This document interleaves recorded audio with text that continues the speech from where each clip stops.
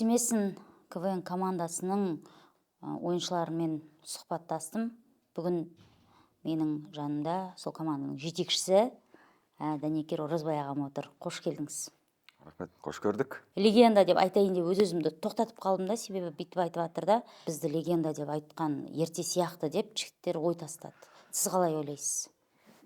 Енді жалпы әлеуметтік желіде, Инстаграм, ТикТокта болсын, бір өнеріңе ырза болып бұрынғы біздің көрермендер астына солай жазып жатады. Мен енді оған қарсы емеспін. Бірақ жаңа сіздің сөзіңіздің жаны бар. Легенда деп ол өмірден өтіп кеткен, ел үшін еңбегі сіңген, сондай бір мықты, ұлы тұлғаларды айту керек шығар деп ойлаймын. Біз енді ондай легендалардың жасаған, біз әлі жасамақты көре бастаған да жоқ шығармыз.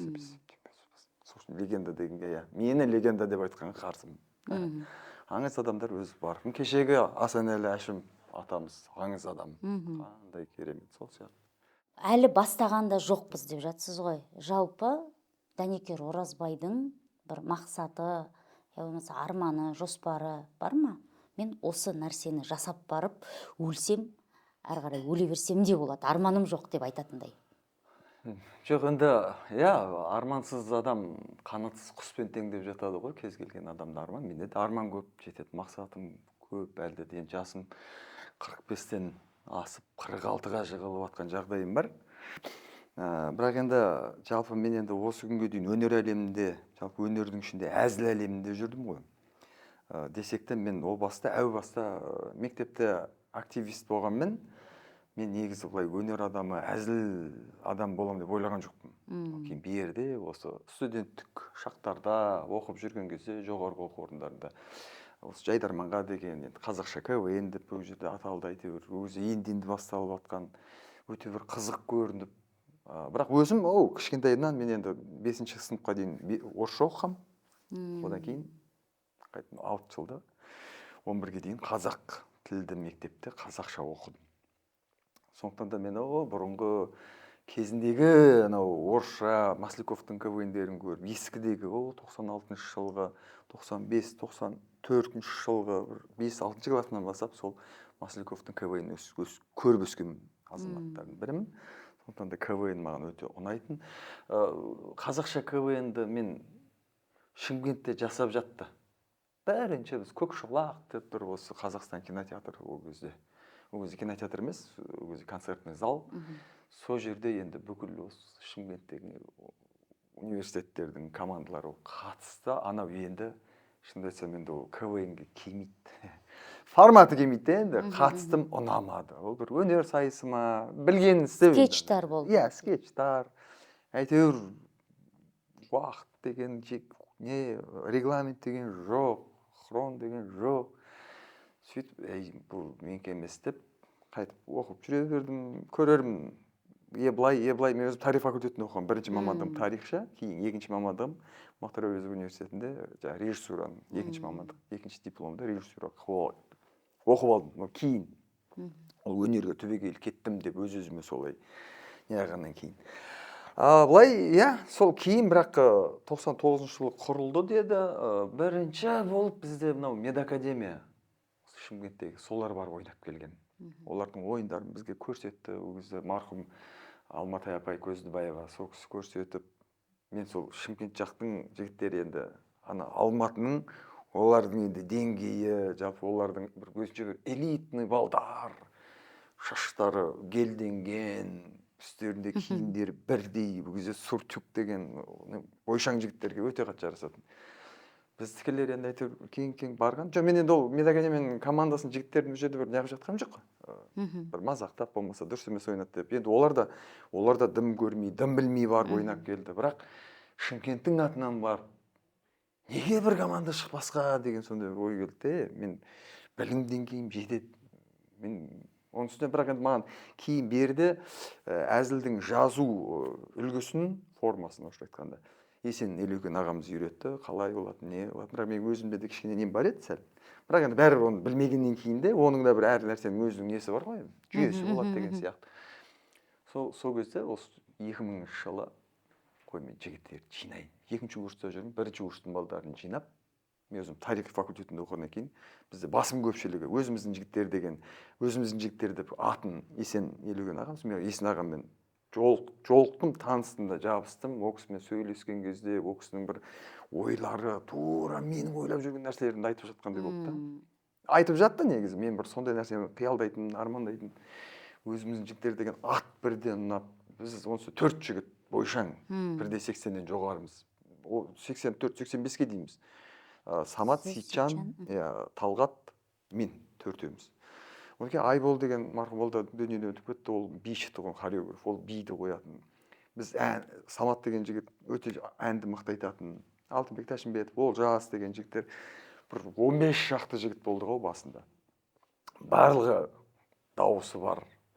Биге де икемі, енді бойшаң адам бәрі көп, несі көп қой енді жалпы.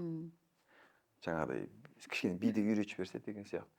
Төртеуміз ұзын плашпен жүрген кезде бүткіл университет ойбай ана төртеуі келатыр, бұл жылдар бригада деп өзімше жаңа қырған, сол кезде бір енді бір бәрі енді мемлекеттер енді дамып жатқан кездер ғой. Сөйтіп өзіміздің жігіттер командасының менен ол кезде өкінішке орай бірінші құрамында мен капитан бола алмадым. Бізде Әжібай Болатбек деген жігіт бар еді, менен 4 жас үлкен жігіт. Сол болды. Ол өзі термеші, өнерге жақын, бірақ мен жасын сыйлап, оның үстіне капитанға ол мықты күлдір тамауы мүмкін, ол мықты бір сценарист болмауы мүмкін, әзіл жазамауы мүмкін, ол сол команданы басқара білетін, айтқан, істете алатын сондай адам болу керек болды. Біз өзіміз кеше келген баламыз, ауылдан келгенбіз бәріміз. Болатбек ағамыз болған дұрыс деп мен де өзім солай не қылдым. Бірақ әйтеуір ол кезде де барып келгенімізде, ол кезде де Алматыға бар, тағы да сондай кішкене Алматының деңгейі, ол кезде. Бәрі Алматы қанша дегенмен енді үлкен орта. Қарсылас командалар кімдер болған еді? Ол кезде бізде Алматының командалары Винегрет деген команда болды. Ол кейіннен Винегрет деген кішкене орысша, оны ауыстыру керек. Хабар арнасы түсірді, ұлттық арна түсірді, сосын бәрін қазақшалау керек болды.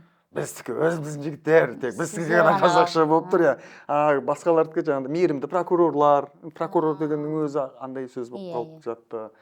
Тағы қандай еді? Сегіз-сер бір пері. Сегіз-сер бір пері Жезқазған, Ол Жезқазғаннан келді. Олар да кейінірек келіп қосылды, бірақ сол жылдары, сол бәрі бір неде бар. Бес бөрі деген, мықты 5 жігіт. Бес бөрі деген, олардың деген әзілдері деген мәссаған өте қатты. 5-ақ жігіт кәдімгідей. Біз мына жақтан келеміз, біз енді Түркістанның атынан шықтық, біз Шымкент филиалы болсақ та, біздің енді бас ғимарат Түркістанда болғаннан кейін біз Түркістан қаласы Түркістаннан деп солай шықтық. Ол кезде де барып бір фестивальге қатысып келдік дағына, келдім да мен сразу Болатбек ағамызға қарсы шықтым. Жоқ болмайды, біз әлде де терме, әлде де КВМ болмайды. КВМ болмай жатыр да. Бәрібір қазақы, енді ауылдың да иіс шығып жатқан командалар әдемі әзілдеп жатады, бірақ біздікі бәрібір былай емес болып тұр да. Орысшақта не рыба, не мясо деген сияқты, бір жылқының еті емес, бір қойдың еті емес, әйтеуір бір ет болып тұрмыз ғой. Сонымен ана көп командаларды кәдімгідей келдім дағына, мен жаңа төртеуміз келдім, ап қалдым, мына жігіт қалу керек, мына вокалист қалу керек деп 8 жігітке ма, 9 жігітке ма мен команданы азайттым. 7 жігіт болдық қой негізі. Кім қалды сол кезде? Так, Талғат, Сейітжан, Самат, мен, Олжас, Бекбауов. Олар кейін келді, кешірім сұраймын. Төртеуміз ба, Айбол, Әлден, бізде Жақсыбек. И сосын, жетіншісі ме де, жетінші. Қайрош деген бір баламыз болды, Қайрат деген, сол Қарлы келген, ол да сәл орысшылау болғанмен, бірақ ол да өте мықты жігіт болды. Сол жетеуміз қалып, форматты өзгерту керек жігіттер, болмайды. Өздері қасында төртеуі де, үшеуі де жаңа жігіттер. Енді төртеуміз көп жиналып көп ақылдасатынбыз. Болмайды жігіттер, кеше көріп жатсыңдар ғой. Бізде неге Түркістан рухани астана, болмаса Шымкенттің бір орысша айтқанда наглостың бар, сондай бір форматпен барып, неге барып жауламасқа? Қолымыздан келеді ғой, келеді. Кеттік. Есен ағамыз келді. Есен ағамыз Шымкентте, бізден өзі Ақтөбенің жігіті болғанмен, Шалқардың жігіті болғанмен, ол жақта оқыды, білім алды, ол жақта қалып қойды ғой. Юмакс деген радиода жұмыс істейтін, қасына барып алатын, радионы үйренгім келетін, радиодың да отыратын қасында бәдігім сапырып, әйтеуір сол жан жақта жүріп даму керек болды да. Сол радиодан әндер аламыз, сол кездегі жаңадан шығып жатқан хиттер, қыздар ай деген сияқты. Сондай одан кейін бізде Мұхтар Әуезов университетінде железный бутерброд, қысқаша ЖБ деген бір команда болды, мықты команда. Мен өзім сол, мен бізде тех деп айтатын, мен техтің жігіттерімен өзім енді орысшаға жақын, орысша сөйлегеннен кейін мен олармен көп жақсы тіл табысып кеттім да, сол өзімнің қатарларыммен. Дархан, Қанат деген, Бақытжан деген жігіттер бар еді. Бір кәріс жігіттер бар, Балартұғын, Шегай, Уай деген. Сол жігіттермен көп мен сөйлесуім керек болды. Мен олармен жай араласуым керек болды да. Солардан мен көп нәрсе үйренуім керек болды да. Мен олардың осы бізде Шымкентте орысша КВН дамып тұр, қазақша жоқ. Бізге мына тіліміз кемейді, тіліміз күрмеленеді бәрі ауылдан келгеннен кейін. Бірақ мен сол железный бутербродта легионер болып ойнап жүрдім. Оларда бір қазақы бір нәрселерді істегісі келіп сол жерде. Ол кезде барлық қалада орысша КВН күшті болған сияқты. Өйткені бұл жақ қазақша әлі болған жоқ. Қарағандыда да солай болды, және Алматыда да солай болды. Иә, соны мен айтамын да, Алматының өзі бізге қарағанда орысшалау ғой. Шымкентке қарағанда қайда орысша? Бізде қазақша көп жетеді, сөйлей аламыз. Емін-еркін жүресің да сахнада. Мені железный бутерброд, ЖБ деген командада бір қысқаша бір миниатюра блоктарда пайдаланды да, бір қазақы нелерді. Мен ана Қанат деген жігіт бар, екеуміз тандем дуэт жақсы ойнайтынбыз. Екеуміз бәлдерді шығарып алып, бір дік, зік, спецэффект ауызбен істеп сөйтіп ойнайтынбыз. Ол кездегі мынандай дамымаған әуендер, спецэффекттер да. Танкистер деген бір екеуміздің бір жынды бір неміз әкеп, оны өткізбейді, өздері ойнап берейікші, барамыз Алматыға, қырқып тастайды, соны көрсетеміз ғой. Бізде бір блок бар, танкистер деген дейді, танкисты деген. Соны өздері ұялып тұр, біз қатегіміз ұялмаймыз, келеміз, соны көрсетеміз. Анау ол кезде Алматыға барған ойнасаң, міндетті түрде Масляковтың бір несі отырады. Бір адам отырады. Соған ол отырады ортада, қасынан біз Қазақстанның, Алматының басқа бір нелері жүреді. Соны көрсетеміз, аналар құлайды. Россиядан келген. Ана ең бас жаңа редактор деген бар ғой, осындайға адам күледі. Екі жындын естеп жатыр, мына екі жынды деп ше, біз екеуміз терлеп деп ше ойнап шықтық. Кішкене ұзақтау екен, бір-екі нәрсені қысқартыңдар да, бірақ мынау жақсы. Сонымен соң Алматыда соны көрсетіп, ең мықты не болып шықты сол. Мықты көрініс болып шығып, сол жерде железный бутерброд деп тойдап, бір жарқырадық ау деп, кейін Алматыға келгеннен кейін де мен ол жігіттермен көп жаңағыдай қарым-қатынаста болдық дағаны. Олардың кейбір әзілдерін олар маған рұқсат бере берді. Бұрын ойнағандарын мен мына әзілдерін алайыншы, қазақша аударайыншы келеді екен деп, бір 3-4 әзілдерін алып келіп жігіттерге кірсем, Мұхтар Әуезов техтің жігіттерін істеп отқан әзілдер. Кейбіреулер аударылмайды. Жаңағыда ғой, диалект дегенде ана бір формасы ауысып кетеді, соңына кетіп қалады, кейбір сөздер. Содан кейін қазақша аударылған кезде ол қызық емес болып қалады. Иә, орыстарда глагол әр жерде жүреді, қазақтарда соңында болу. Олар мысалға күлдіретін, ең ключевой күлдіретін сөз орыс тілінде соңында ғой. Біз сол басына кетіп қалады да. Сол кезде әзіл жоғалады. Сол кезде әзіл жоғалады. Мен сөйлеп бітем дегенше адам қай жеріне көрермен қай жеріне күлетінін уже өзі ұмытып қалады. Сонымен кейбір, бірақ ол жаңағы ЖБ деген команданың әзілдері сондай бір, енді орысша дурка дейді ғой, сәл андай бір. Өзі андай бір неті ғой, бір фантастический бір әзілдер дейді, бізге келеді. Аударуға оңай да. Қатты андай бір текстовой, текстпен ойнайтын ондай команда емес еді да. Сөйтіп солардың бір 5-6 әзілін алып алып бардық. Тағы да келесі жылда, уже 2000 жыл болып жатыр ма, сондай кезде 2000 жылы бардық тағы. Голосовой, Алтынай Жорабаева бар ол кезде, Әлден Жақсыбек, голосовой ұрып тұрмыз, бэк-вокалда тұр олар. Хореография, артымызда ән, бишілер, осындай немен барамыз дағыны жаулаймыз деді. Барғаннан жап шоу көрсетуіміз керек, шыққаннан. Онысынан 4 жігіт басында шығамыз, ұзынбыз, түрлері де деп тұрып берден. Сол қазіргі шапағат кімдер ғой енді, сол кездің шапағаттарымыз ғой енді, жайдектеріміз. Сөйтіп жаңа енді өзімізше енді билеп, терлеп, тепшіп, Шымкентский, сол кездегі ана бір Ислам Каримов президент Өзбекстан, біз енді Өзбекстан туралы әзілдерді алайық. Сендер 2030 деген сол кезде не шықты бізде? 2030 бағдарламасы. Бағдарламасы, стратегия, 2030-да ойбай қырғын Жапониядан дамып кетеміз деген бір сондай бір қиял болды ғой енді. Бірақ енді шықты, жарияланды, сол туралы қаншама жұмыс жасалды, 2030. И бір күні Каримовтың, Ислам Каримовтың, жер барып айтасың, қайтыс болып кетті ғой, Өзбекстан президенті сөйлеп, өздерінің мәжілісінде парламентті қырып жатыр ғой. Сендер дейді, еще ол подтекст мазақтап тұр ғой тағы.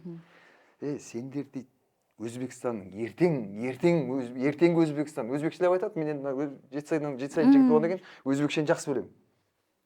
Сендер дейді, сендер өзбек халқының болашағы дейді, не болатынын, қалай болатынын білмейсіңдер.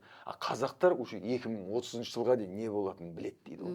Бірақ ана білет деген өзбекше ол біләді дегенді қысқартып айтқанда біләт болып қалады да ол. Соны мен таза текстпен алып келемін ғой. Өзбектер, сіздер неғып білмейсіздер болашақтар. Ертеңгі күн не болатынын білмейсіздер. Қазақтар уже 2030-ға дейін біләт деймде кетіп қаламын ғой. Біләт деген соңғы неге қоямын. Ол как бір жағы боғауыз сөз. Просто атак, просто өзбекше текст. Негізі біләді. Білет, бізде де қазақшада біледі деп жаттаймыз ғой. Білет дей саламыз болды. Олар біләт дейді да болды. Әрі жібереді. Сондай бір әзіліміз болды. Сосын мысалға мен сол Өзбекстан туралы тағы да Дамас, Тико деген жіңішке машиналар шығарды. Бір не тұрып айтады. Ол да менің өзім, ол кейін анекдот болып кетті. Жаңағыдай өзбектер неғып жатыр деп ше. Біз енді қазақтар өмір осы. Өзбекстан, өзбек халқы жайында кішкене әзілдесіп жатамыз ғой. Мысалы қырғыз бауырларымызды кішкене қосып. Сосын мен жаңа айтамын ғой, өзбектердің жиналысында біз дейді, мынау енді Ташкент бұрындан миллион халқы бар. Қала, үлкен мегаполис, иә. Қазір өзім 4,5 миллион, 5 миллионға жуық халқы бар. Сонда біз мына ойбай жолдарымызды кеңейтпесек сыймай жатырық десе, жаңағы өздерінің жаңағы Дамас несі шығып, біздегі жаңағы Нексияның автопромның несі шығып, өйтпеу керек, бізге ол қымбат болып қалады. Одан да біз машиналар жіңішкертейік деп. Сондай бір кішкене тексттер бір алып келіп әзілдеп, сондай бір нәрселер. Сүндет той туралы айтайық. Біз мына қазақ салт дәстүрдегі біз өзіміз Шымкентте күні көріп отырған бет ашар сияқты нәрселерді қазіргі заманауи әзілдерге, сондай формаларға салып істейік деп. Содан сол 2000 жыл бардық тағына фестиваль жарып, жаңағы мыңнан тұлпар деген фестиваль алып келдік қой. Біз жақта сол кезде мен мына жақта енді бізде команда екіге бөлініп қырылып жатқан. Бізде ана бұрынғы өзіміздің жігіттер, ең бірінші өзіміздің жігіттер жаңағы Көкшолақ деген командасын құрам көпсіз қалып кетті ғой. Ол ат өзгергенмен ішіндегі құрам өзгермеген екен, ол тура сол қалыпта, оны тазаламаса болмайды. Онымен қырылып, жаңағы Әжібайып деген Болат деген жігітпен мен онымен қырылып, ол ренжіп қалды дегендей. Бірақ мен дәлелдеймін дедім да. Мен мына жігіттермен барам да, мен алып келем. Ректордың алдына кірем. Мен алып келем ағай. Ташин Білесбек Ташинович. Өте мықты кісі еді марқұм. Сол кісі мен өз өнерге, спортқа деген ақша бөлуді аямайды. Ташин Білесбек ағамыз. Сол кісінің алдына кірем ғой. Ағай дедім мен кәдімгі ол сөйтсем мен басқа кісі, мен үшін енді ректор, мен өзімше бір 2-ші курстың баласын ректор деген ондай бір мықты адам емес шығар деп ойладым. Не? Сөйтсем одан бәрі қатты сөйлеуге, болмаса бір тіке бетін айтуға қорқа деген. Қара үлкен кісі, қара кісі. Бірақ ақша беретін кісі осыны сендіру керек деп. Кіріп алдым да, отырып алып әңгімені жібердім. Ағай да бірінші рет көріп тұрмын ғой десе. Шыққаннан кейін негізі кім болады десе, мен ректор ғой дейді. Ректор осы. Темекі шегесін ба десе, бүрістік бере салыңызшы деп сөйтіп отыра беретін де, кабинетіне темекі шегіп ше. Сол барып алып келдім, содан сол кісінің көзіне түстім, сол шақырып алып. Содан кейін барып Алматы апайды шақыртты, қонақ қып, ол 2-3 күн ошақта болды, бізбен сөйлесті. Не деген керемет команда, не деген әдемі Шымкентте осындай, ана орысшалап апай еді, өзі негізі орыс тілі маман еді ол кісі. Шет жағасын білетін шығарсың, тарихында кісінің. Бірақ қазақ тілге деген жанашырлық деген ол кісі өте мықты болды. Ол кісі келіп аузымызды ашылып, ол кісі бізге кәдімгідей ғашық болды біздің команда. Атының өзі қандай, Түркістан деп ана ширмамызбен келеміз ғой, орыстың өлігі анау ше. 4-тен құралады ол жеке.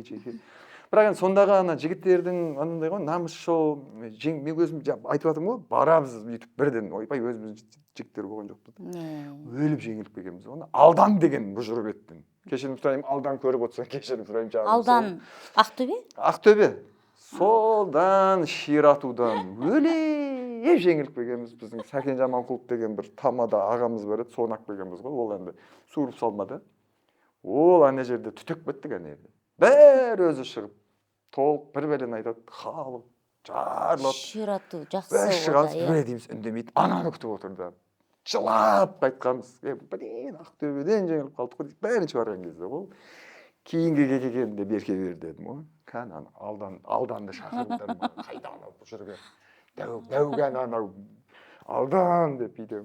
Біз қатарластар болған кейін әзілдесеміз әрине. Әлеке, жаңағы сол білесіз ғой, мен сізді өте құрметтеймін. Сол кездегі нелер ғой енді, балалық жаңағы неміз анаған намыс деген өтіп бара жатыр, алдыңғы ойындағы қалып кеткен мына жақтағы. Мен ана форматты өзгертіп, бәріміз бүйтіп тұрмыз. Ана суытылған ат құсап, ана сахнаға бүйтіп ашып берсе кіріп кетейін деп тұрмыз ғой. Бірінші неден бастап. Содан ширату дегенді кішкене үйрендік. Сол апайымыз келген кезде де, Алматы апайымыз келген кезде де ширатуды негізі осылай үйренсеңдер жаңағы. Бір-бірімен жазып отырып, тез жаңағы не қылатын ше. Сонда көп сондай бір ақпараттар мен бөлісіп, мынандай қазақша сіздер осы Шымкент жайында айтсаңыздар жарасады. Әр команданың өзінің әзіл айту стилі болу керек, үлгісі болу керек, форматы несі болу керек деген сияқты. Киімдеріңіз қандай керемет киім. Ана киімді құртамыз дедім да, ана орнаментпен, Түркістан болғаннан кейін бізде дизайн. Қызыл свитер ма? Қоңыр, жоқ. Ол басқа. Қоңыр. Цветі мына сіз тікендей мынандай осындай қоңырлау келген, бірақ баяғы Орхон Енесейдің андай бір белгілер болған. Әр тайпаның белгілері болсын, әркім әртүрлі. Баяғы Азияда осы деген сияқты. Сол сияқты кең оверсайз болсын дедік та, кең болсын, чтоб бізде басын. Сосын мықты мата болу керек десек, қаптан тігіп әкеп берді ғой, аналар ше, өмірі жыртылмайтындай. Сосын анау менің нем ғой, үтіктелмейтін, онша-мұншаға жыртылмайтын, ләжі болса кір болмайтын десе, кір болмайтын мата болмайды ғой дейді, білмеймін. Бізге ол жуып жүретін не жоқ деп ше. Сондай действительно анау үтіктейтін уақыт жоқ, киіп кете беру керек. Тез киесін, бізге оңай киіліп, оңай шешілу керек. Сонда мына жерлер ашық қып, біз ұзын бойшаң жігіттер болғаннан кейін андай жақсы көрінді да, астымызға джинсы и мынандай дәу боты кидік да. Ол әдемі көрінді. Ол кейін соңғы жағынан Мараттар да киді, оны біраз командар киді. Сол формамен, сол леп, сол формат, сонымен 2 жыл қатардан ұрдық қой. 2002 сразу келесі жылына бардықтан бірден чемпион болды. Ол кезде жайдар қазақша КВН жоқ. Ол кезде жаңағы Алматы апай бастаған лига. Алматыда шамамен кімдер? Оралғазиндар ойнай ма, Қоянбаевтар? Оралғазиндар ол кейін шықты ғой, Оралғазиндар бізден қайда кіші ғой. Қоянбаевтар ойнайды, бірақ Қоянбаевтар орысша лигада ойнайды дағына, қазақшаға қолдары бос болса кеп, Сырдария крокодилдері деген командада ойнады. Ақыл аға бар. Олар да кеп кәдімгі. Олар енді таза Қызылорда ғой, стиль Қызылорда ғой. Қоянбаевты бәрі білесіздер, шығаттар. Бір өзі тұрып, бір команданы сөйлей беретін жігіт қой негізі. Соларды көріп аузымыз ашылған. Тараздың командасын көріп, бірінші барған кезде ғой. Сен бірден Тараздың жаңа достар деген жігіттермен, Тараз бізге жақын болғаннан кейін, ана жігіттерді кішкене өзіміз сияқты екен. Солармен бірден достасып, олардың стилі басқа, мүлдем басқа ғой да. Сөйтіп жаңа Шымкентский жаңа наглость тап кеп, солай бітті ғой. Сол кездегі енді бір енді осы күнде ғой, енді өнерге деген, әзілге деген сондай бір махаббат деп қазір сөйтіп айтамыз ғой, қазір. Бірақ енді сол кездегі енді жарыс қой негізі. Намыс. Дәлелдеймін деген намыспен. Оның үстіне ағайым, жаңа ректор ағайыма уәдем бар. Өзімше ақшаны алып кеткен, кеттік бітінші қарамыз деп, автобусға мініп алып. Келе жатырмыз онда. Ағай, біз бірінші орында біз алдық деп, болып тұрсы. Ертеңді қабылдауына кірдік, қабылдадық. Толқын деген режиссер апайымыз бар. Сен темекі сұрап жүрмедісің, болды. Ол ректор қой. Кіріп, сол кезде кіргендегі мен ең бірінші ше, Толқын апай маған қарап тұрады. Менде онда бір арам ой жоқ. Ол кісіге бір прикол тастайтын менде онда бір неде жоқ. Просто қалай өзі сұрақ қойды, мен солай жауап бердім да. Не қылдыңдар, қарындарың ашпады ма деді ол кісі. Бірінші сұрақ амандасқаннан кейін. Жоқ ағай, су іштік қой қайта дедім да. Менің анам студент кезде, енді ол кезде ақша жоқ кез ғой. Қарның асқазаның бос жүрмеу керек балам. Су болса да ішіп жүр. Су ішсең де асқазаныңда су болу керек, кішкене чтоб асқазан яғымау керек. Мен сондай бір әзілмен жоқ. 2 күн су іштік қой деп толқынап ақшаның бәрі апайымыз да өзі бере бермейді. Тошырақ деген сондай бәрі команданың бәрі сол ғой басында. Қазір бердегілер ақшалары бар. Самолетпен ұшатын. Бізге автобус пойызға мінсек қуанатынбыз ғой. сосын қазіргі жайдарманшыларда андай бар, макияж жасап береді Ойбай, оларға, иә. шаш жасап береді. Иә. Біз деген өзіміз боянамыз, еще бүкіл жігіттерді бояндыратын едік қой. Автобустан шаң-шаң топырақ болып түсеміз да, бет қолымыз жуамыз да кіріп кете береді. Иә, Ойынға сол. қарап. Вот сол жылдары жаңа айтайын дегенім жаңағыдай осындай бір қазақша КВН-ге, жайдарманға деген сондай бір тәтті кездер ғой мен үшін. Содан басталды да өнерге деген. Сосын анандай енді бәрі халықтың көрерменнің қол шапалағы, соңындағы дәлелдегенің, шыққаннан кейін суретке түсу, соның бәрі ол адамда аз-аздан жиналып, содан кейін барып болып кетеді екен. Менде сондай болды. Білмеймін, біреулер енді бір туылғаннан өнерге жақсы көріп туылатын шығар. Менікі бірақ кейін пайда болды да. Бірақ сіз арасында болды ма андай, ой, тарихты оқыдым дедіңіз ғой, тарихқа кетіп қалайыншы, мұғалім болып, я болмаса, білмеймін, тарихшылар қайда жұмыс істей алады тағы да, юридический жақта жұмыс істей ала ма, мысалы, сол жаққа кетіп қалайын деген сияқты. Мен енді баста негізі юриспруденция, заң өкілі боламын деген менде сондай бағыт бар еді. Адвокат, сот, жаңағы. Кинодан көріп алғансыз. Иә, жақсы көремін да, сөйлеп біреуді рақтап шығу, әдемі ғой, рахат қой, дәлелдеп шығу. Дебатқа қатысқан мен осы жақта 21 ғасыр жаңағындай лидеріне қатысқан Шымкентте жүрген кезде мына нелердің арасында. Себебі андай бір сөйлеп, сондай бір дәлелдеп жарысқан жақсы көретінмін. Тек мен бір нәрсе алдымда бір тосқауыл тұрса, мен содан өтуім керек та, сондай менде бір рожденный сондай бар мен тума. Дәлелдеу. Тек қасымдағыларға, әке-шешеме, достарыма, кім қасында айналамда қоршама, мен дәлелдеуім керек. Университетте, факультетіме деген сияқты, деканыма деген сияқты.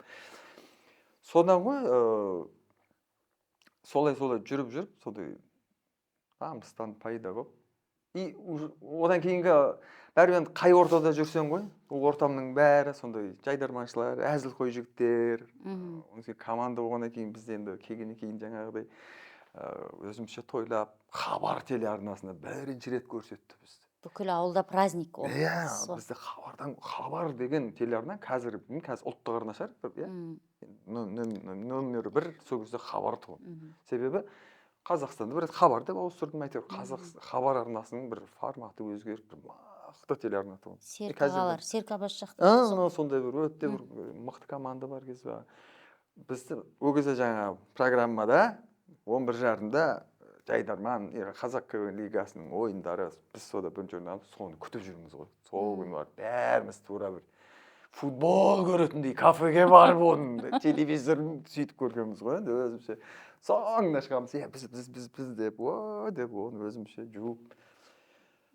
Сондай бір, енді есте қалатын, сондай бір қайтып келмейтін, сондай бір тәтті кездерде.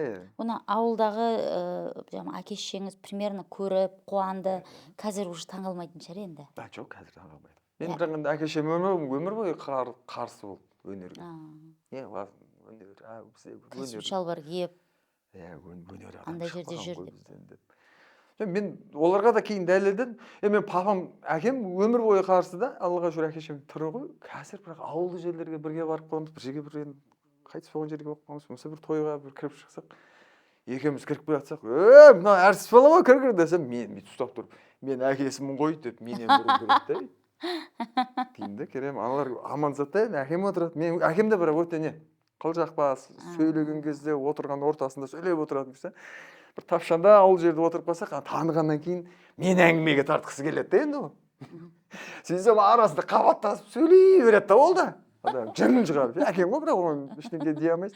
Қояды, Нұрмахамбет қояды. Нұреке қоя тұршы, балаңнан жаңалық естіге қалай, Алматы қалай, Шымкентте не болып жатыр, жаңалық сендерде ғой жаңалық айтсай деп, оларда бір әңгіме естігісі келеді. Мен бір екі әңгіме, да, жақсы ғой деп қоямын. Сондандай әкем енді ол да мен болашағымды ойлап қарсы болып отыр ғой. Әйтпесе, ол сондай жерлерде менің ұлым ғой деп қазір осы күнде мақтанады. Қазір мойындады, қазір уже все признали дейсіз ғой, приняли. Мен әкемді, енді ол кісі бәрібір көрмейді ғой, айта берейінші. Осы жақында санаторийге жатқызады болды, өз балам денсаулығы сәл болмай жүріп. 10 күн санаторийге жатып келейінші деп. Ойбай, Сарыағашқа звондадым жігіттерге, осындай әкемді бір 10 күн жатқызу керек еді. Маған бір жақсы бір 50%-пен бұл бар деді дағы. Қазақстан деген мықты санаторий бар, сол жерге. Өзім апарайын дедім. Мінгізіп алдым да, бір екеуміз Сарыағаштың отырған жер 1 сағаттық жер. Барып кіргіздік, жаңағы кірсек, рецепшнда бір қыз тұр екен. Келіңіздер, кім? Брондалған, Сүрбаев Нұрмахамбет, сіздің атыңызға брондалған. Сіздер қазір еске кіресіздер, сол жерде терапевт кісі бар. Сол кісі қалай, не болады, қай уақытта, қандай массаж болады, соның бәрін түсіндіріп береді. Сіздің нелеріңізбен көріп. Алдым. Қайсың, мынау ма деді. Кіріп кетті, артынан кірдім. Кірсек төрде шашы аппақ, жасы үлкен, уже көрініп тұр. Зейнеткер кісі. Пенсияға шыққан. Көрініп тұр, келді, қасына отырыңыз деді, ана кісі келді, отырды. Түріне бүйт қарап тұр. Мен не тұрмын? Ана кісі тұр. Қағаздарыңыз беріңіз. Қағаздарын ашып көрдім. Қай жылғысыз деді. Енді кез келген ол ауруханада қойылатын сұрақ қой, жылыңды сұрайды, атыңды сұрайды ғой. Деді да біздің маған. Өзің қай жылғысың деді. Өле. 56 десем. Біз бабашқа бүйтіп, ана мен төбелесіп кететін адам ұқсап қарап тұр да, өзің қай. Мен ол сұрауым керек, анау деді да. Осыны Сүрбаев Нұрмахамбет деп жазды ғана. Осыны түсіндірді даған, шыққаннан кейін көкемді коридорда кетіп барады. Көке, оңыз не деймін ғой? Қай жылғысың десе, өзің қай жылғы ғой деп адам сұрай ма? Ол дәрігер ғой ол деймін да, ол өзіп сұрау керек қой деймін не? Өзі жас бала сияқты ғой, менен кіші анау деп кетті. Сөйтіп бір арада бір 3-4 күннен кейін мен Жетісайға тойға баратын болдым, сәл ертерек шығып, әкеме анау алып бір кіріп шығайын деп. Барсам, жатыр екен, қалайсыз? 5 күн болып қалған, әреңе кіріп, бассейні жақсы екен, массаж күшті екен деп. Ана есіме түсіп кетті, ана шал есіме түсіп кетті. Айтпақшы, ана терапевт, дәрігер қай жылғы екен десем, не деді? Менен 2 жас үлкен екен деп твайым айтты. Ақыры барып біліп алған ба? Сұрапты ғой, барып ше, мақұл ғой, қай жылғысың десе, 54-тің 2 жас үлкен десе, 2 жас үлкен екен деп твайым айтты. Ой, бір сізде деймін, неңіз бар деймін, андай өзі бір. Енді дейсің, о кісіден де бар шығар менде деймін да жаңағыдай. Дәлелдеп қалған, ол да сондай ма? Көзінің астынан қарап айтады да. Жаңа енді алғашқы кездерді еске алып жатсыз ғой, өзіміздің жігіттердің кезіндегі оқиғаларды, менің естуімше, білуімше, ең ерте үйленген КВН ойыншыларының бірісіз. Өте жас кезінде үйленген деп. Қанша жасыңызда үйленді? 24 жасымда. Жас. Мен көп жайдармашылардан, Шымкентте көп жайдармашылардан жасым үлкенмін ғой менің. Мен жаңағы өз қатарластарымда, Сичан, олардан да мен бір жас себебімен мен өзім 2-ші курсқа келгенімде, оларды 1-ші курстан жинап алғам да. Жаңағыдай ғой, мен тек арасынан жүріп, реттеп, бүйтіп, анау келеді, мынау келеді деп сөйтіп жинап алғам ғой. Өзіміз жігіттерді жиналуын енді қатты өзім кірістім да. Жаңағыдай, не еді жаңа алғашқы деп отқан? Үйленген, алғашқы үйленгендердің бірі. Менде негіз 24 жаста сәл кішкене бір 2 жыл ерте кетіп қалдым. Анам аурушаң болды да. Анам дүниеден өтіп кетті жаздайтындай, сондай бір аурумен ауырып жатып қалып төсек тартып. Менше әлде де мен университет бітіріп барып үйлендім ғой. Мен 2004-те үйленсем, мен 2001-ден бастап, мен 2001-де бітірдім университетті. Содан бастап мен мамам барған сайын жылап қалады, мен ең болмаса бір келін, үлкен келін көріп кетейін да, болды мамам, болды анашым. Уже болды, мама ренжігеннен кейін сол анама бола мен үйлену керек болды. Бір қызық болды. 2004 жылы жазда алып келем. Қазіргі келіншегімді осы 21 жыл болды, 22 жыл болды. Бет ашар, күзге қарай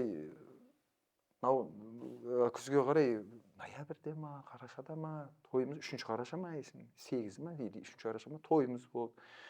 Сол жылы үйленіп, бет ашарымыз үйлену тойымыз өтті, жаңағыда да. Өзім жігіттердің бәрі құрамы бар, костюмесіні бар.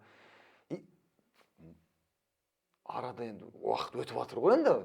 Үйлендік, бірақ келіншегім бірден көтере алмады да, бір жылдай кішкене арамыздан қайсып жылап жүрді. Неменесін яз, қоя тұрса енді ол. Алланың қалауымен ғой. Сен не? Рух демес. Фақыты қаласың. Сен даму, әйел болып атсың сен қазір деп оған мен түсіндіріп, ол 2-ші курста оқиды ол кезде. 2-ші курс бітірмес, оның 18 жасына кетіп қалған оның. Соң қара келіншегім. Сөйтіп жаңағы 3 жыл ма, 4 жыл ма төсек тартып, мен енді өлтірмесең деп жүрген мамам жазылып толып әлі өмір сүріп отыр десең. Жоқ, тфәй қазір одан кейінгі менен кейінгі інім үйленді, одан кейін қарындасым қазір мін кеше немересі қызы тұрмысқа шығып шөбере. Сондай ол енді ауруындай ауруды ғой, бірақ енді адамда кішкене не болды ма, көңілі толды ма келінге, или андай бір сондай бір үйленсе, осы бала үйленсе мен жақсы болып кетемін деген өз-өзіне сондай бір самовнушение. сондай болды ма. Содан қазір мамам айтады, арамушка деймін, мен үйлендіріп жібереді десем, кетші бар албастар деп. Жоқ, шынымен де қазір енді келіншегіңізді жаңағы жеңгемізді танимыз ғой. Инстаграмда да белсенді, подписчиктері де көп, екеуіңіз бірге видео түсіресіздер, неше түрлі прикол түсіресіздер, оның бәрін қолдап ол сізбен бірге түсіп жүреді еще.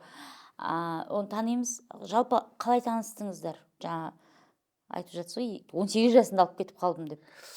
Түркістанда дефиледе негізі ағылшын тілінде модель тұғын, негізі жаңа тіл мамандығында оқиды, филологияда ағылшын тілінде оқыды да. Бірақ бойшаң енді ол жерде университетте жаңа айтып отырмын ғой, бізде жалпы осы Қазақ-Түрік университетінде Қожа Ахмет Яссауи атындағы өнерге, спортқа деген не мықты тұғын. Егер де сен мысалы дефилемен сол кезде Салтанат деген ба апайлар бар тұғын, ол да сол бізбен қатар ма, ол да сонда дефилеге Түркістанға барып, ол тек ол дефиле мода көрсететін ондай бір мамандығы жоқ қой.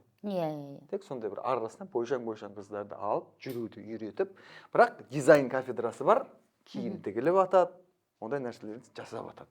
Бірақ жүретін арнайы дефилеге ондай мамандық жоқ.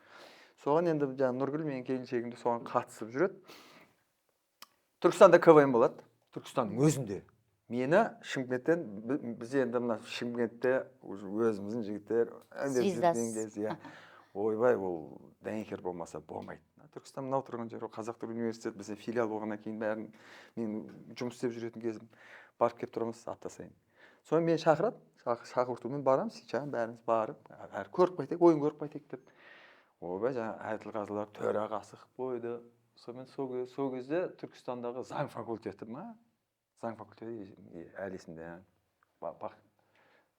Бақытжан деген жігіт, Ғалымжан деген жігіт, капитан команда, сол жігіт команда сол жеңіп, соңғы кубокты мен берейін деп тұрмын. Әділқазылар төрағасымын, оның үстіне бүкіл жаңа Қазақ-Түрік университеті деп тұрған кез. Сол кезде шығып, ең соңында ғой, мен қолымда кубок бар, осында, сонымен бүгінгі ойында Қазақ-Түрік университетінің несі, жаңағыдай кубогының егері, заң факультеті, десем, бір қыз дипломмен, бір қыз гүлап шығып тұр да. Бүйтіп қарасам, қазіргі келіншегім диплом ұстап тұр екен. Қазақша да не киіп алған, әдемі, арық келген ұзын киіп. Түріне қарап қалдым да, ұқты дедім да, сонымен. Ол айтпақшы, одан алдын ұқтыдан алдын бір жыл бұрын несі бар айтпақшы, дипломды беріп, сонымен әрге суретке түсіп кеттік. Ол аяқ кетіп қалды дағына, барсақ шеттен тұр екен, қолында киімін ұстап алған, мынандай үлкен пакетте. Жаңа киген киімін киіп, кейінгі өзінің киімімен, андай сахнаның шетінде тұр екен.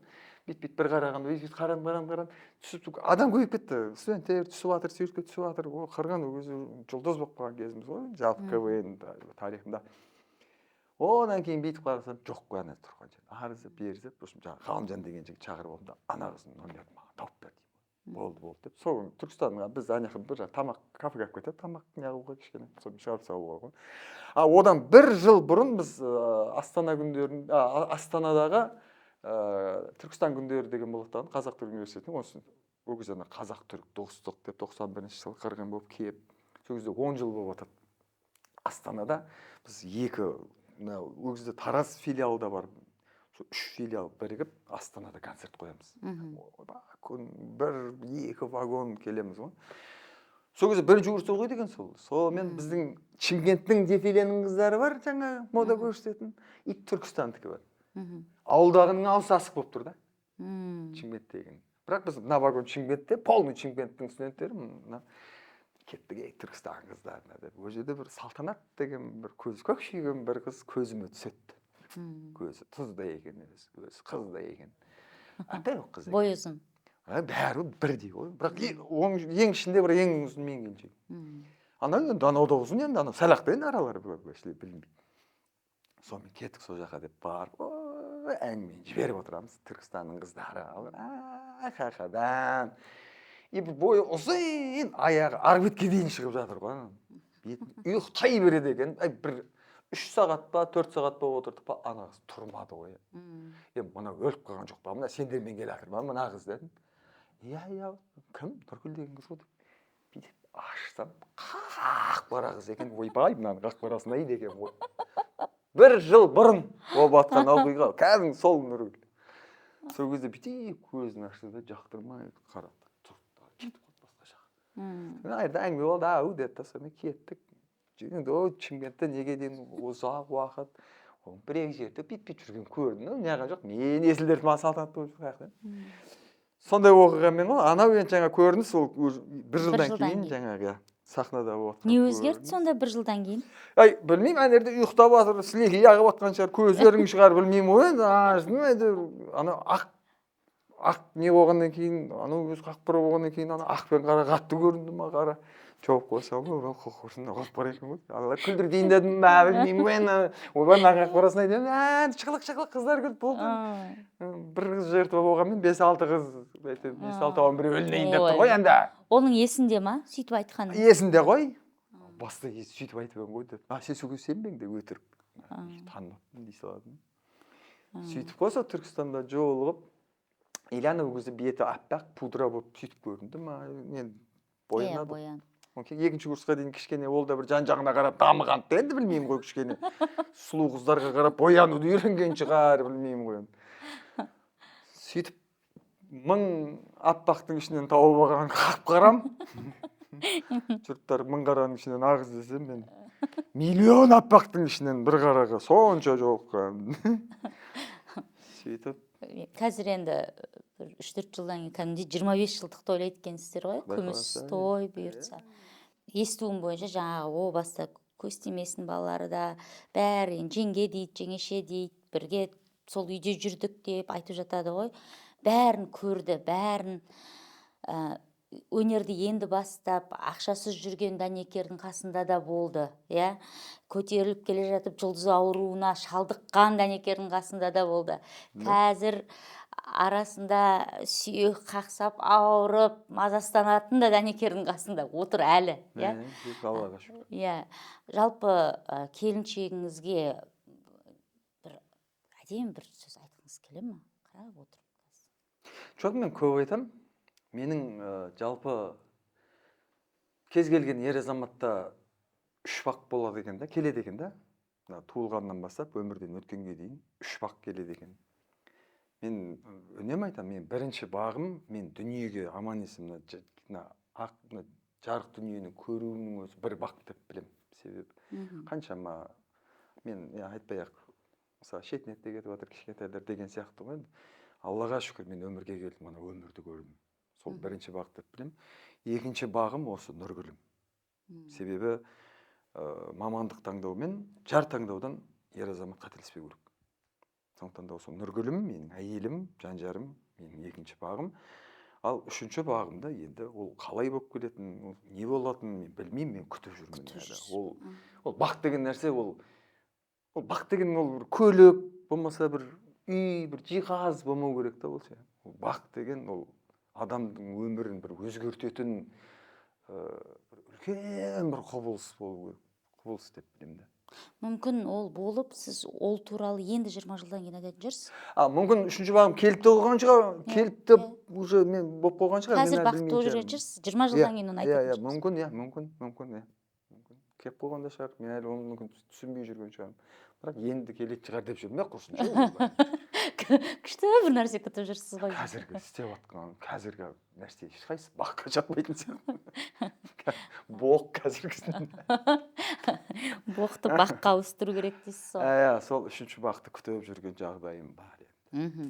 Енді мына көз тимесін командасы қосылып, жаңа кино түсіріп, барлығы жан-жақтан қолдап, міне бұйыртса шыққалы жатыр ғой.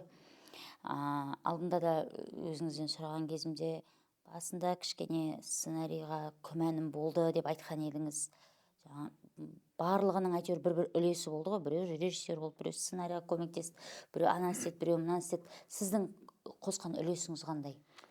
Көз тимесін бе? Фильмде жалпы. Тек актерлық жағын айтпаймын, басқа жағынан. Енді мен сценарий жазылу барысында мен кешкеп қалдым. Бізде себебі соңғы жақтарына іліндік та, бізде мен абайға да жүр көмектесші деп. Мен енді өмірім сценарий жазумен келе жатыр да. Себебі одан кейін өзіміздің жігіттер одан костюмесін, одан кейін нысана әйтеуір, одан кейін фильмдар, ана почти мачо үлкен фильмге кеттік. Жақында тағы үлкен фильм жазып шығып жатырмыз. Енді мен ауқымды қараймын кез келген нәрсеге. Киноны А нүктесінен жаңа соңғы жеткен бақытты кезең Б нүктесіне дейінгіні былай көру керек та бірінші. Қысқаша оқиға көріп алу керек. Қалғанын бәрін одан кейін раскадировка деген болады. Ол мысалға ол мына А пунктінен Б пунктіне жетем дегенше оның арасында әртүрлі бір шиеленістер, әртүрлі бір қақтығыстар, әртүрлі бір кедергілер болуы мүмкін. Сондайларды есептеп алу керек. Оның бәрі математика. Мен үшін сценарий жазу ол бір ғылым. Оны әшейін бүйтіп оқиғаны жазып, ақындар ұқсап сөз құрастырып кете беруге болмайды. Ол менің ойымда, білмеймін, мен басқа сценаристер, басқа авторлар қалай жазады, мен білмеймін. Менің өзім солай. Мен көруім, сценарий жазғанды көруім.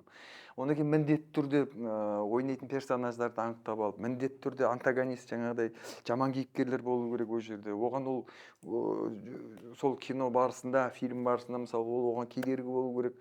Сондай нәрселердің бәрін есту керек. Ол комедия болсын, ол фантастика болсын, ол персонаждар болу керек. Міндетті түрде. Күлкілі болса да, мысалы, ол жерде не қылады ол? Комедияда антагонист керек емес. Керек емес қой деп ойлайды да, бірақ неге ол болмаса сен ол драматургияң үшін, драмаң ашылмай қалады. Жақсы персонаждың жақсы екенін көрсете алмайсың. Ол егерде ол жерде антагонист болмаса, ол әшейін бір ұзақ анекдот болып қалады. Анекдотта да болады ғой, бір жаман кейіпкер болады ғой, бір әйтеуір. Сол сияқты, бірақ енді кейінгі маған түсіндірген кезде бұл комедияның жанры мүлдем басқа деді.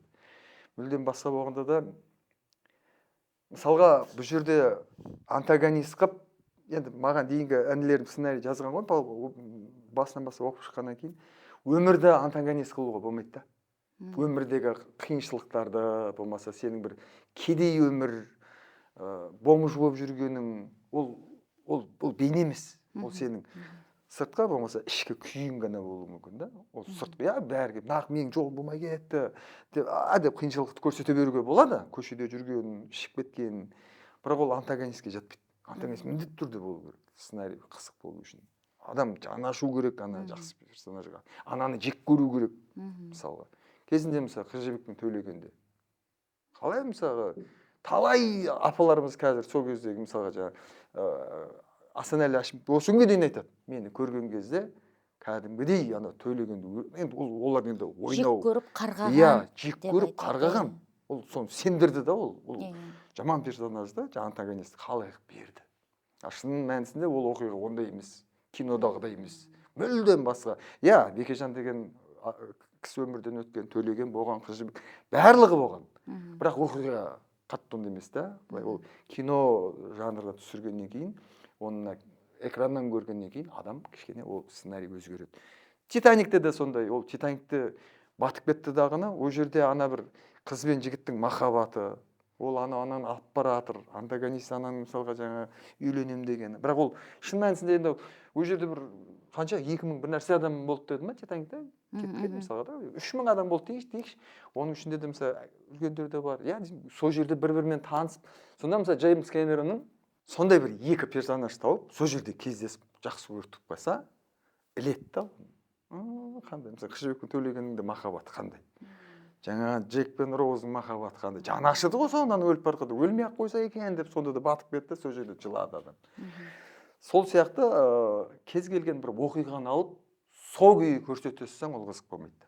Оған кішкене қосу керек, оған бір мысалға енді сен тамақ пісірсең де, болмаса торт пісірсең де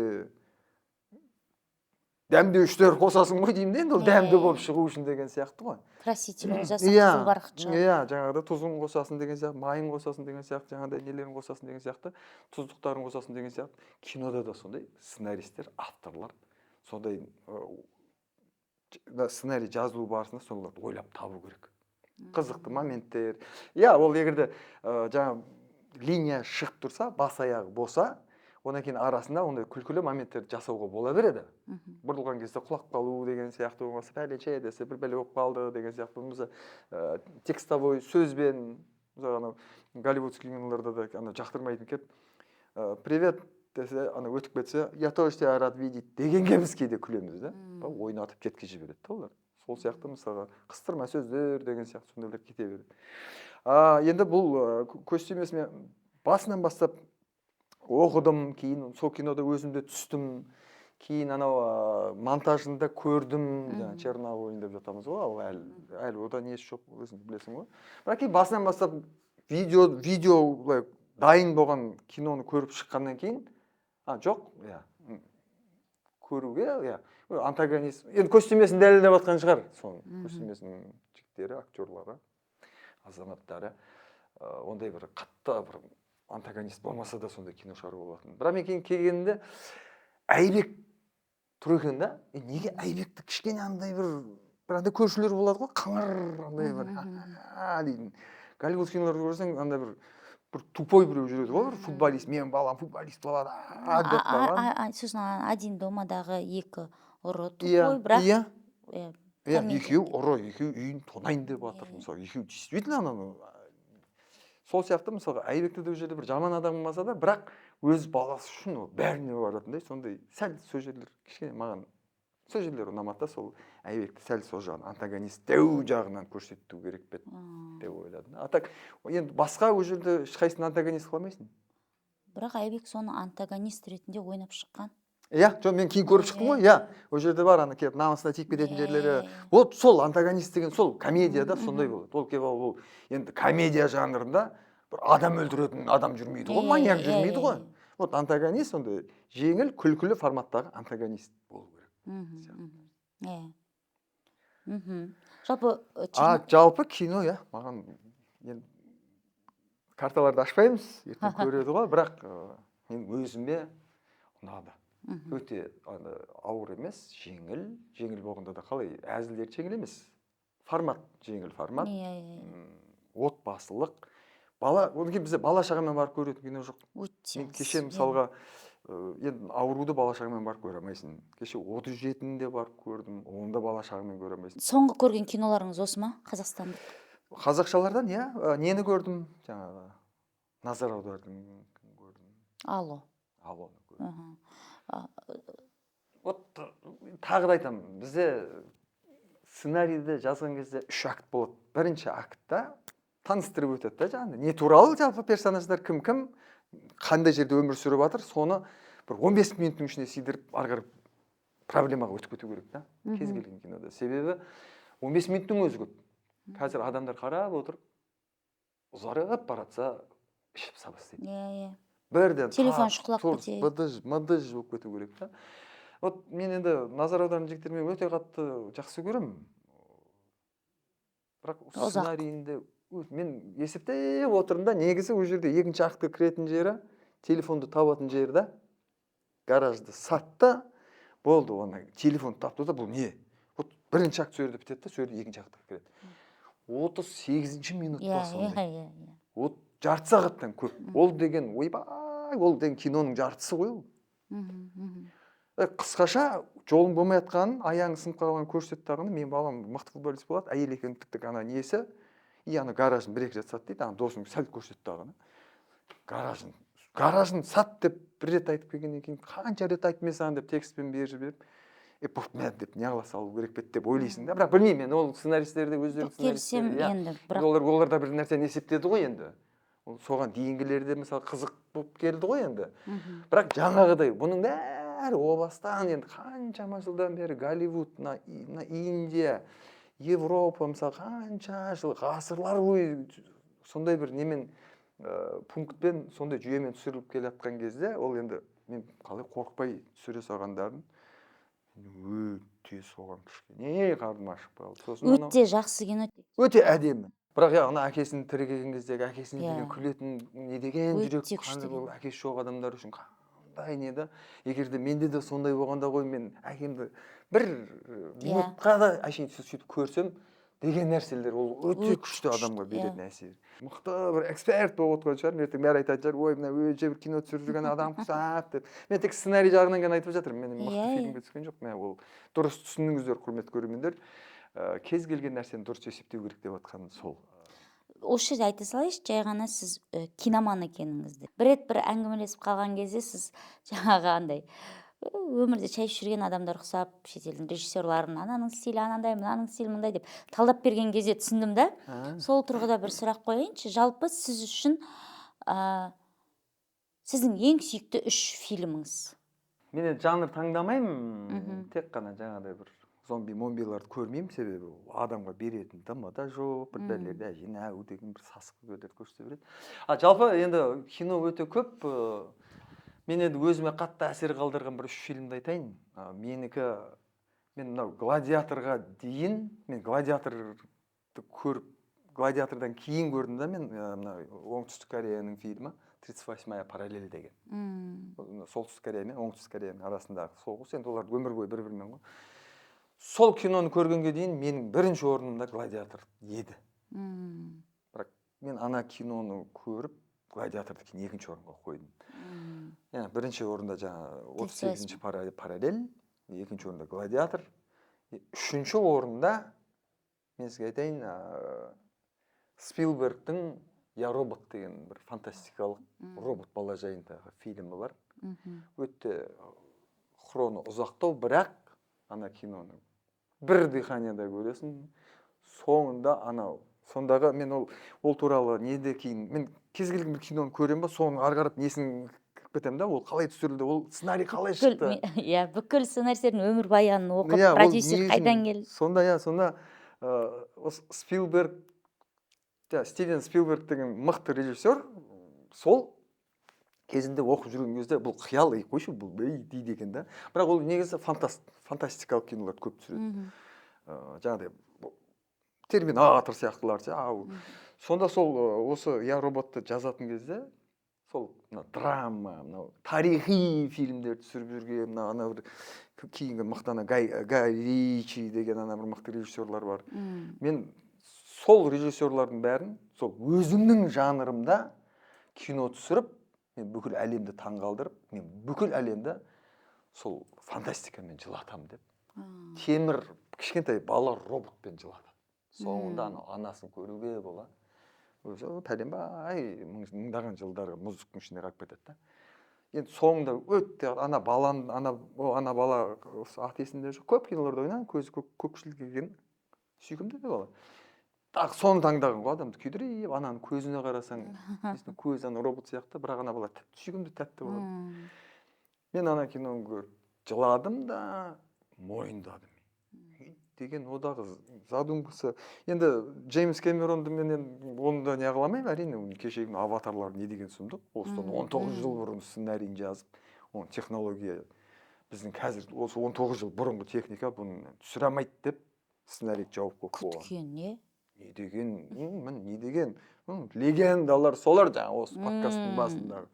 Джеймс Кэмеронды мен мысалы. Мен жаңа үздік 3 фильм дегенге не қылып жатқаным ғой, себебі менің бір қатты әсер етіп, мен бір көп киноларға онша Титаникке мен соңында жылаған жоқ, мен ол мен үшін енді бір жастардың махаббаты болғаннан кейін, көңіл күйзелтеді, түсіреді. Бірақ ана жердегі мысалға білесіз ғой, Гладиатордағы отбасын қалай ана бекерге өріп кеткені деген сияқты сондай бір қатты әсер беретін кинолар болғаннан кейін. Кейінгі Гладиаторды көрдім, мүлдем мынаған. Фильм көп көресіз ба, сериал көп көресіз ба? Мен сериал мүлдем көрмеймін. Қараймыз. Бір Құдай сақтасын, бір жақсы бір жерден үсін көріп қалам ба, сол киноны көріп, егер ол сериал екен білсем, болды сол жерден. Себебі мен ол қанша мың сериядан тұратын болса, ол сериал маған ұнаса, мен бүкіл тамақ бәрін алдым әкеп аламын дағана, бүкіл жұмыстың бәрін әп, ана сериал біткенше көремін. Сіз олар еместе ойнауыңыз керек едіңіз. Перизат екеуміз сондаймыз. Болды, себебі анам кіріп кетті. Перизат екеуміз де сондаймыз. Бірақ сонда мен қашам, сериалдардан қашам.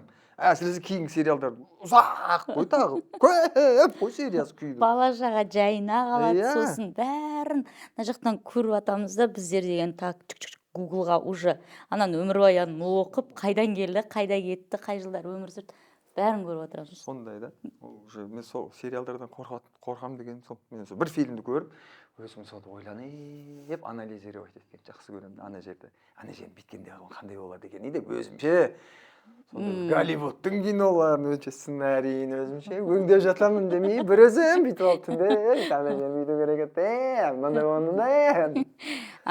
Бұйыртса, өзіңіздің киноңызды қашан шығарам деп ойлайсыз? Менде жақсы бір сценарий бар.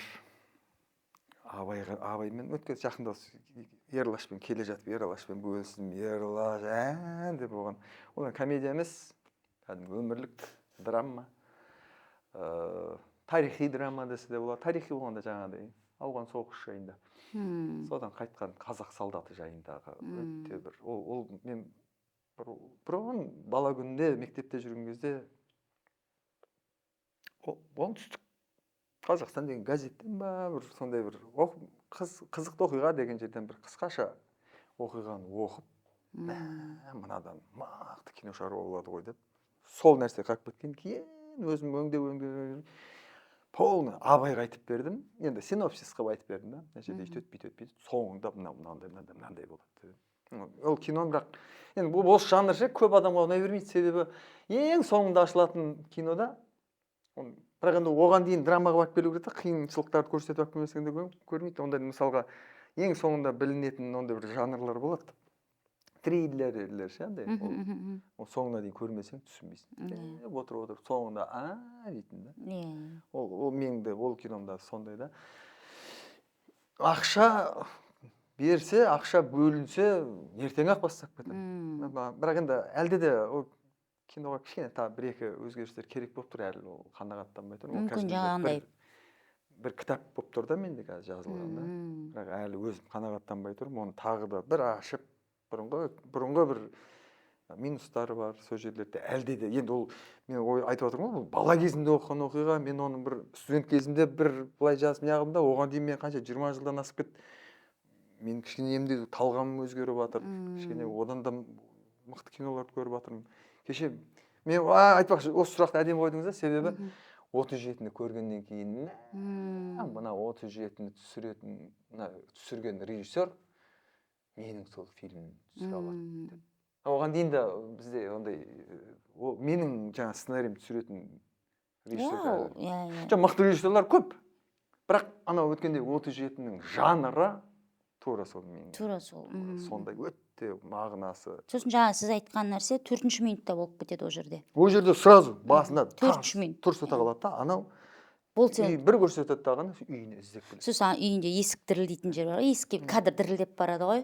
Сол жерден бастап уже, білмеймін енді, ер адамдар жыламайтын шығар. Біз сол жерден бастап еңіредік қой уже. Жылап отырдық. Ода да көрдіңіз ба сценарийді? Тез качеля, сосын барлық жер. Ол басында бірден метроның жарылғаннан бастап гүрс жібереді. Адам жақсы тарта білген де көреді. Сосын біткеннен кейін, уже бітті ма дейтін, мен бірінші рет сондай болды менде. Міне, азақ па не хронын қарасам, барлық кинолардыкімен бірдей.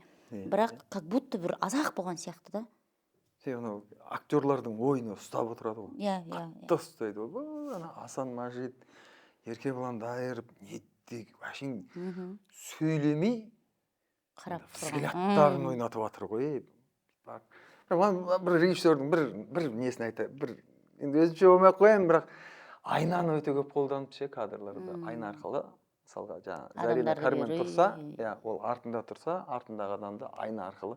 Сондай кадрдың мен 6-уын ба, 7-уын ба есептеймін. Оператордың бір несі шығар енді ол жерде. Оператордың өзінше бір фишкасы болған. Жоқ, ол дұрыс қой, бірақ негізі ондай нені қысқа жерде, тар жерде, болмаса оны бір фишка ретінде бір-ақ жерде, екі жерде ма қолданса болды да. Мақұл 3 жерде. Енді ана үйді, жан-жақ үйді көрсеткісі келді ма, енді бір ойнау стиль себебі ол анау бұрын келіншек артқырап тұр, ол артында тұр ғой. Соны көрсеткісі келді ма, мысалға да. Сондай айна арқылы ракурсты айтып отырмын, 6 жерде ме, 7 жерде ме, соларға дейін бүйтіп есептеп қарап отырмын. Жақсы. Енді біз мына көз тимесін фильмі жайлы кішкене бастап кетіп қалдық. Біздікі енді айтып жатырмыз, отбасылық фильм, отбасыңмен бірге келіп қарайтын Иә, фильм. Бұл да жаңағы бала шағамен келіп көретін фильм деп. А, Себебі негізгі оқиға да сол отбасы бала шаға туралы. Алдында да сізден сұрадым сол жайлы, қазір де сұрайын. Бала шағаға қатысты мәселе. Мысалы, өзіңіз сол кезде айттыңыз, мен үлкен балаларымның қалай өсіп кеткенін білмей де қалдым Иә. деп. Негізі қандай әкесіз? Мысалы, біз білетін Дәнекер аға қандай әзілдеп жүретін, жаңа қылжақбас демекші, иә, былай кәсіби тұрғыда жаңа сценарист ретінде білеміз. Ал әке ретінде. Мен өзі екі ұл, екі қызым бар да. Үлкенім 3-ші курста Астанада медицинада оқиды. Қызым тұрмысқа шығып кетті. Мен енді қыз баласына келген кезде өте слабыймын. Екі қызыма, әсіресе кейін кішкентайыма ешқашан ұрыспағам. Енді бірақ кімге? Еңлігіме, кеше тұрмысқа шыққан қызыма 15 жасынан кейін ғана кішкене замечание жасамасам, былай қатты жекіп сөйлеп, деп, не анау не деп бүйтпейді. Қызым анауың дұрыс емес, қызым анан бүйткенің дұрыс деген сияқты замечаниемен. Ондай замечаниені да мен мамасы арқылы не қыламын. Нұргүл, давай ұлдың тәрбиесі менікі, себебі мен ер азамат. Егер мен қыз баласына қазір мен әке ретінде қатты сөйлеп қойсам, ол маған ренжіп қалса, қиын болып қалады. Одан кейін енді көп болған, енді мен кейде шаршап келіп, кейде бір сол үлкен қызым бір нәрсе ұнамай қалып, мен мамасына айтып, біздің Нұргүл сойып салады кәдімгідей ше. Жолынан таспа тіледі ғой. Бір не қылмайды, өзі де бір қатты жиналып қалмаса, бірақ енді бөлмеге кіргізіп алып, кәдімгі мал бауыздап атқандай дауыстар шығарады ғой. Мама, ойбай, мама, анашым, кешірім ғой. Мен мына отыр, таңғыр, доңғыр, нем бар еді деп, мына мен уайымдап жатырмын дейді. Болды қоя, ұзарып кетеді ғой енді. Сызға қыралбаста, жаным шығар емес деп өзі дүрілдеп кетеді. Ана түрінен ше, үлкен адам қорқып кетеді. Деген кезде өле, шаштағыры бүйтіп, үлкен адам, үлкен әйелдің шынданғаны қиын ғой. Әкелерің маған үйдің ағызма, әкелерің маған сөйлетпеңдер, тыныш жүр, жайма қарап жүрді. Үлкен ұлыма, енді ұлдарыма, оларға үйде бірақ көп әзілдеймін. Тек ұрсатын кезде ұлдарымда ұрсып аламын, болмаса бөлек қақып кеткен кездерде түсіндіріп айтамын. Мен ана үлкен ұлым білмеймін, ол үлкен ұлым менде кейін екінші ұлым кішкене жылтыңдау да. Ол өнерге жақын, ол актер боламын деп жүрген бала, ол да бір жылтың. Финансовый грамотный балаңыз. Бірақ сол ғой, бірақ ол өте кітап оқиды, оқымысты ол. Сосын ана математика есептеп бүкіл сен зарплатаң осыншама, папа, сен мында бересің, мында өзіне қанша беретініңізді бәрін есептеп қойған бала емес пе? Ол 7-ші класс оқиды, бірақ қазір онымен сіз сөйлесеңіз, тура мен сияқты подкастта дәл жауап бере отыра береді. Менің әкем бүйтеді, анамның өйткені бар деп, кәдімгі үлкен адамдар сияқты, 7-ші класстың баласы сияқты деп сөйлемейді. Кәдімгі. Енді жалпы деген сияқты қысқаша айтқанда, ол енді негізі былай ғой, Зарин әпке деп қой, сондай сөйтіп анда өте неден ашық өскен жігіт. Ол енді кішкене көп бір-екі рет таяқ жеп қалады, бір-екі ұрыс естіп қалатындар көп ода енді. Ана үлкен балам, бірақ ол үлкен балам, ол да қатты оқыды. Ол 24 сағаттың 20 сағаты кітап. 4 сағатында ұйқы ма? 4 сағат ұйықтайды. Сосын маған, үлкен ұлым қазіргі медицинада оқитын, ол маған папа мынандай куртка алайын деп едім. Папа болмаса мен жаңа телефон шығыпты демейді. Бір подкурсқа сатып алайын деп едім, несін. Болмаса мынандай бір кітап алайын деп едім, медицинаға қатысты. Ол себебі қазақ тілінде жоқ екен. Өткенде орысшасын таба алмадым, ағылшыншасы бар екен. Сен ағылшынша білесің ғой, түсініп аламын ғой. Болды қанша, сондай кітап жинайды. Өзің қазір медицина болғаннан кейін, бұрынғыдай енді орысша нелерді мықты еді ғой, қазір папа орысша да ұнамай жүр дейді. Ағылшынша источникті жақсы мықты. Ойбай болып мақма. Үлкен балам сондай. Мынау бір сценарий жазып, балдардан жинап алып. Қойыңызшы өзіңізге ұқсағанда. Адам дейді, өнер жолын таңдай ма адам дейді, медицина таңдау керек, адам финансовый. Кезінде әкеңіздің айтқанын қазір өзіңіз балаларыңызға айтып жүрмін дейсіз ғой. мен енді сол өнер жолынан өткеннен кейін, оның қиын екенін білгеннен кейін, көргеннен кейін айтамын да, көш жолы. Егерде ода енді менкендей андай бір я хочу деген нәрсесі болмаса, ол ертең уақытын жоғалта ма деймін да. Менің ойымша керісінше біздің балаларымызға кішкене оңайырақ болатын сияқты. Өйткені мысалы сіздің өз жұмысыңызды қалай жақсы көретініңізді ол көріп өсті ғой. Осы жұмыс үшін арасында үйге қонбай қалып бір жұмысқа кетіп қалған кездеріңізді көрді, гастроль етіп жүргеніңізді көрді. Ана әкенің жұмысына деген махаббатын әке көрген оқ жонар дейді ғой. Оларға әлдеқайда оңай болады, себебі әкем жақсы көрген дүние деп барады сияқты. Менің ойым. Мүмкін, бірақ мен енді мықты өнерде үлкен әртіс болып, өнерден өскен сондай жұлдыз ағаларымыздың, апаларымыздың көпшілігі, мен бәрі демеймін, енді оларға сын көп болады әкесінің арқасында. Ол да бар еді. Мысалы, үлкен ұлым мысалға грантқа түсті, оған да сондай нелер келді да. Ол әкесінің арқасында не қылған шығар, әкесі ана шыққан шығар, жоғары шыққан шығар, сөйлескен шығар. Қызым мысалға мен еңлігім тұрмысқа шыққан, ол да шетелге оқуға түсті. Кипрға түсіп еді, мен жібермей қойдым. Қыз баласын. Неге өйттіңіз? Мен қыз баласын шетелге. Ол жақта жүрсе ертең мен қан жұтып жүремін ғой. Шетелге жібермеймін. Мен қызым айттым, егер Астана, Алматыға грантқа түссем, евразийский қай жері бар, білмеймін. Қазақстанның қай несі болса да, мен кез келген қалаға жіберемін. Қазақстан, шетелге, Турция болсын, ондай жерлерге. Кипрді оның үстіне жақсылап не қылсам, ол кішкене арал екен. Андай бір у екен сон. Қыз баласы болмайды. Мен ол өзім нем сол деген. Балажан әкесіз болды, өз сұрағыма жауап таптым. Өте балажан әке екенсіз. Кішкентайымда тісі ісіп кетіп, сол екі ортада ол жаңа апарып тастадық тағына бір уақыт болды, осы 3-ке дейін, сенімен хабарласқанға дейін. Жақын жерде бір Ләстеген әпкеміз тұрады, келіншегім Нұргүл. Бір торт алып кіріп, құттықтайсылайықшы, жаңа жылда құттықтай алмай қалдық. Жақсы әпшеміз ол бізге, прямо семейный араласатын үлкен әпкеміз. Менен 1-2 жас үлкен. Бүйтіп қарасам, жақын екен, ол жерде бір әлі жарты сағатта уақыт бар да кіруге. Бүйтіп есептедім, давай дедім. Андай жерде не торт та табыла қалды. Бір торт алдық та, машина отырдық та, бар. Ол кісі балықпен айналысады. Звондап ек, өзімден как раз жұмысым бітіп жатыр, Жора көке келіп еді, сол отырмыз деді. Барсақ, стол не ашып берген, әпше, happy new year деп, жаңа жылмен, ол кісі андай кісі ашық мен. Сол жерде ау деп қалттан, отыр, дастархан тұрды енді. Бірақ таңертең шығып кеткенбіз, жаңа не отыр, базарлап жүрміз, ана ертең құдаларым күтем, тамағымызды ашып кет. Біз кесек дастарханмен шашлык келіп тұр ғой. Ой, дәмаусыңдер де, ой, деді, давай деді, кішкене деп. Деді, анау жіберді, өз қарын ашып қалған. Сонымен анау қазір кіріп кетсе, ана тісіне, анау 7 жасар қызым бірінші рет кіріп жатыр да стоматологқа. Содан кейін онда жарап тұрайық десе, тұрайық. Сосын әпше, бәдігін сапырып отырып алды ана жерде. Болсай, ана қыз қазір үлкен баламды қасына қалдырып кеттік та, бірге отыра берді бізіне кіріп шашлайық деп.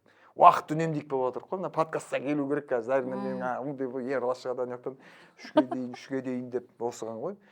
Олар да бүгінге қойып қабаттасып деп, сендер бір жамандап алды. Сөйтіп, содан сол екі ортада менен ұрыс естіді да келіншек. Мен барып, машинаға бара берем десем, барып машинаға от алдырып, мен айтырмын. Бірақ арада бір екі-ақ көше бұрыласыласын жаңа стоматолог.